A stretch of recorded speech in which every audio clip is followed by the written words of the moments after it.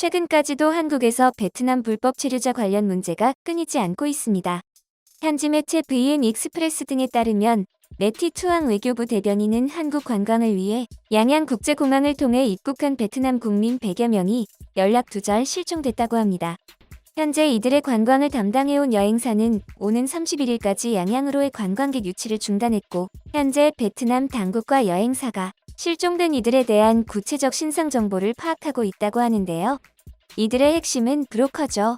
정부에서는 브로커를 검거하는 데 있어 신고자에게 최대 1,000만 원의 포상금을 걸었음에도 불구하고 이들이 여전히 기승을 부리는 데에는 믿는 구석이 있었고, 관련 법안을 강화해야만 한다며 비판의 목소리를 높이고 있는데요.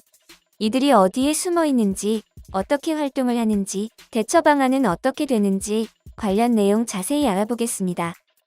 강원도와 제주도는 지난 6월부터 각각 양양공항과 제주공항을 통한 외국인 무비자 입국 프로그램을 재개했습니다. 이에 따라 베트남, 필리핀, 인도네시아, 몽골 4개국의 국민들은 단체 관광 형태로 지정된 여행사를 통해 무비자로 15일 동안 제주도 및 강원도와 수도권을 패키지 상품으로 여행할 수 있게 되었죠. 플라이 강원에서 지난 13일과 14일 각각 하노이와 호치민에서 양양까지 직항편 운항을 시작했는데, 시작한 지 불과 일주일 만에 무비자 입국 단체 관광객의 잠적 사태가 터진 것인데요. 이들은 모두 무비자로 입국했다가 연락이 끊겼습니다. 양양국제공항의 무비자 입국 허용은 2023년 강원 세계살림 엑스포, 2024년 강릉 청소년동계올림픽 개최를 앞두고 강원도가 지역경제 활성화를 위해 정부의 건의에 받아들여지며 이뤄졌는데요. 이에 앞서 제주에 입국한 태국 관광객이 한꺼번에 수십 명씩 잠적하며 이미 그 수가 수백 명에 달하는 일이 발생하기도 했습니다. 바다로 둘러싸인 제주도의 상황이 이럴 정도라면 다른 시도로의 이동이 제주도보다 훨씬 용이한 강원도는 더 말할 것도 없죠. 이들 국가 출신들 중 실제 여행을 목적으로 들어오는 사람은 그렇게 많지 않다는 실정에 비춰볼 때 제주와 양양공항의 무비자 입국은 불법 체류 부작용이 예고된 것이나 마찬가지일 텐데요. 그로 인해 무사증으로 입국한 이들은 불법 취업 등을 목적으로 이탈자가 속출하면서 제도에 대한 보완이 시급하다는 지적이 나오고 있는 것입니다. 일손 부족을 겪고 있는 농촌이나 중소기업 등의 노동자 구하기 품귀 현상과 돈벌이를 위한 외국인들의 유혹이 맞아떨어지며 근절되지 않고 있는 실정이죠. 코로나19 이후 귀하신 몸이 된 외국인 계절 근로자를 한 명이라도 더 데려오기 위한 농촌지방자치단체의 노력도 외국인들의 불법 이탈을 부추기고 있는 것으로 확인되었는데요. 이번 사건 자체가 무비자 관광 입국에서 비롯된 문제라는 건 부정할 수 없는 사실이지만, 적법한 절차로 국내에 입국한 뒤에 불법 체류자로 전락하는 일도 흔하다고 합니다. 이번 양양 사건에 앞서 지난 2019년 인천대학교에서 161명에 달하는 베트남 학생들이 갑자기 사라진 것도 이와 비슷한 맥락으로 볼 수 있는데요. 법무부 통계를 보면 한국 내 불법 체류자 중 7411명이 베트남인이라는 걸 볼 수 있습니다. 베트남인들은 대부분 어학연수나 단기 체류 목적으로 입국한 뒤 공사 현장이나 농장 등에서 일하며 불법 체류를 이어간다고 하죠. 경기도의 A대학교에서 2년간 어학연수를 받고 하노이로 돌아간 응호엔티 김 응원은 인터뷰에서 입학을 같이 한 동기 중 학업을 끝까지 마친 학생들은 많지 않다고 설명했는데요. 그러면서 처음에는 한국어 공부를 목적으로 들어왔어도 높은 급여와 베트남과는 다른 새로운 문화 환경에 젖어 학업을 포기하고 돈을 벌며 한국에 눌러앉는 사람들도 많다고 덧붙였습니다. 이어 베트남 사람들이 서로 끌어주는 정이 있어서 한국에만 들어오면 서로 도움을 주고받아 먹고 사는 것은 문제가 없다라고 설명했는데요.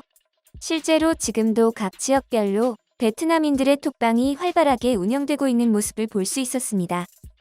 실제로 베트남인들에게 한국은 매력적인 거주지일 수밖에 없습니다.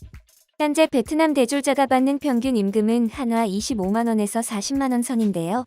한국에서는 두세 달만 일해도 베트남 1년치 연봉이 들어오는 것이죠. 불법 체류자 신분이어도 인력이 부족한 산업에 종사하면 자신이 원하는 만큼 벌 수 있는 게 현실입니다. 게다가 베트남에는 한국어 수요가 넘친다고 할 수 있습니다.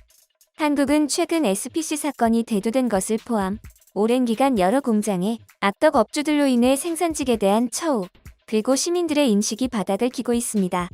학부모들마저도 너도 공부 열심히 안 하면 나중에 저런 일 하게 된다 등의 발언이 인권 문제로 조명되기까지 했었죠. 그런데 이게 베트남에선 그렇지 않은 것이 원래부터 그래왔던 곳이라 한국에서 근무해도 별 차이를 못 느낀다고 하는데요. 심지어 한국에서 많은 돈을 벌고 언어를 익혀 베트남으로 돌아가면 임금은 1.5에서 2배 이상 상승하기 때문에 돈도 벌고 언어 공부도 할 수 있는 한국은 베트남인들이 가장 선호하는 여행 국가이자 불법 체류하기 좋은 국가로 자리 잡은 지 오래입니다.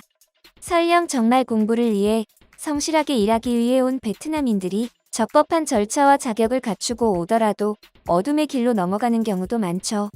실제로 브로커들은 한 대학과 손을 잡고 약 500명의 유학생들을 가로챈 바 있는데요. 이들은 유학생들을 대상으로 한국 돈 10에서 20만 원만 있으면 성적증명서, 졸업증명서, 재직증명서, 심지어 출생신고서까지도 위조할 수 있다라고 말하며 해당 사실을 알린 베트남 유학생은 고리대금 대출을 해서라도 위조 서류를 만들어 한국에서 돈 벌기를 희망하는 베트남 학생들을 많이 봤다고 털어놨습니다. 이렇게 학교를 이탈한 외국인 학생들은 식당이나 공장뿐만 아니라 유흥업소나 불법 마사지 업종 같은 음성적인 업체로 빠지는 경우도 심심치 않게 확인할 수 있는데요. 이들을 고용한 고용주들은 최저임금보다 적게 주고 일 시킬 수 있으니 한국 학생보다 낫지 않느냐는 볼멘소리만 늘어놓을 뿐이었습니다. 그리고 베트남 브로커들에게 이만큼 맛있는 먹잇감도 없는데요. 한 브로커는 페이스북을 통해 건설 현장에서 일할 베트남인들을 모집한다는 광고를 낸 뒤 이를 보고 찾아온 베트남인들에게 위조 외국인 등록증 15매를 해외 브로커를 통해 택배로 받아 불법 취업을 알선한 혐의로 체포된 바 있죠. 어떤 식으로든 한국에 불법 체류를 시작한 이상 브로커들에게 골수까지 뽑아먹히고 범죄에 가담하게 되는 것입니다. 이러한 현황 때문인지 베트남에서 유학 생활을 한 한국인 B씨는 비자 등 다양한 입국 절차를 강화하더라도 불법 체류자를 줄이기는 쉽지 않아 보인다고 설명했습니다. 베트남에는 이미 한국에 거주하는 베트남인들의 그룹이 형성되어 있어 한국 내 일자리 정보를 알리고 한국 생활 정보를 공유한다고 덧붙였습니다. 한국 정부는 오늘 내일의 일이 아닌 베트남 불법 이민자들을 막기 위해 베트남 고용허가제 프로그램을 잠정 중단, 적법한 절차를 통한 유학생들만을 받는 선별 작업 강화, 국내에 있는 불법 체류자를 송환시키는 신고 포상금제도, 그리고 지난 27일엔 아예 베트남 노선을 없애버리는 등 다양한 방식을 시도하고 있는데요. 하지만 불법 체류자를 전담하는 이민조사과에 배정된 단속 인력이 전국에 300명 안팎으로 40만 명이 넘는 것으로 밝혀진 불법 체류자를 전부 잡기엔 역부족인 상황. 최근 베트남 공안부는 관련 자료를 공개하며 해외에서 불법 체류와 불법 노동, 그리고 불법 행위를 벌이다 추방된 사례가 늘면서 베트남 국가 이미지에 타격을 입고 있다고 밝히며 한국의 불법 체류자 검거에 협조하겠다고 밝혔는데요.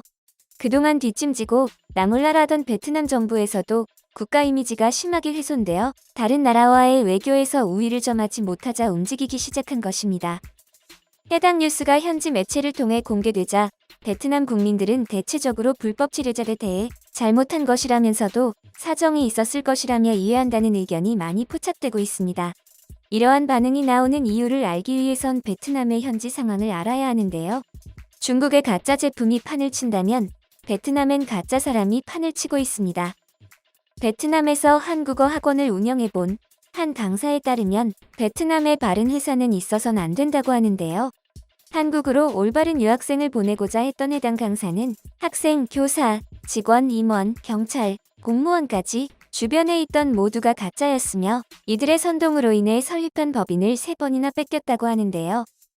비전 없이 그저 돈만 바라보는 브로커들이 자신의 협력자를 포함해 베트남 기업, 정부기관은 기본이고 해외 곳곳의 대학교 입학처, 영사관에 숨어있어 사업 자체가 불가능했으며 사업 중 자신들의 정체가 탄로나자 사기꾼으로 선동당하고 100달러짜리 청부업자에게 협박까지 받았다고 증언했습니다. 이러한 뒤통수 때리기는 베트남 사업체끼리 이미 만연해 있는 상황이며 모든 문제 해결이 정부기관이나 청부업체에 뒷돈을 주면서 해결되고 있는 건데요. 즉, 시작 전부터 아무것도 가지고 있지 못한 베트남인들은 빚을 져서라도 해외로 나갈 기회를 잡기 위해 혈안이 되어 있고 가난을 벗어나기 위한 베트남인들의 이러한 행보는 이미 만연하기 때문에 잘못된 일을 한 걸 알면서도 이해하는 일로 받아들여지고 있는 것입니다. 그러나 이를 방치해선 안 될 일이죠. 베트남 정부에서도 이를 막겠다며 나서기 시작했고 한국 정부도 관광업의 피해를 감수하면서 불법 체류자들이 많은 나라들에 대해 항공편 중단을 감행하고 있는 만큼 개선이 이뤄질 것으로 기대되고 있는데요. 불법 체류자의 근본적인 원인이 된 노동 환경 개선과 불법 체류자의 확실한 근절을 기원합니다.